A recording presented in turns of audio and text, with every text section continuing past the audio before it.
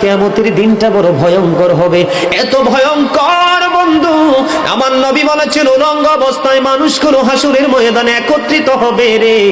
ও বন্ধু, প্রত্যেকের কবর থেকে ওই হাসুরের ময়দানটা কমপক্ষে 50,000 বছরের রাস্তা হবে রে বন্ধু।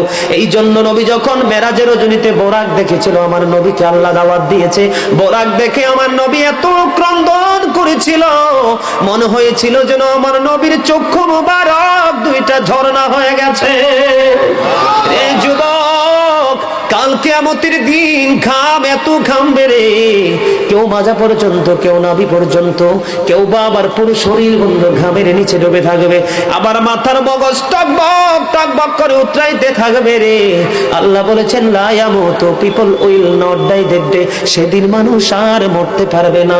আল্লাহ বলেছেন ফিহা ওয়ালা ইয়াহইয়া, people will not be able to live that day, মানুষ সেদিন বাঁচতেও পারবে না। আমার আল্লাহ বলেছেন অমাহুম আনহা বিগাইবিন, people will not be able to escape that day, সেদিন মানুষ সেখান থেকে পালিয়ে যেতেও পারবো না।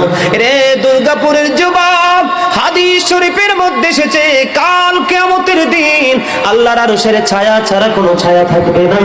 ওই কাল কিয়ামতের দিন এই দুর্গাপুরের যুবকগুলো চাইয়া দেখেন চাতক পাখির মতো বসে আছে।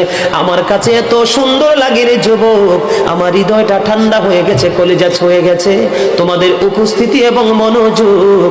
আল্লাহ রাব্বুল আলামিন হাদিস শরীফের মধ্যে এসেছে কাল কিয়ামতের দিন আর 7 শ্রেণীর মানুষকে আল্লাহর আরশের ছায়ার নিচে জায়গা দিবে রে।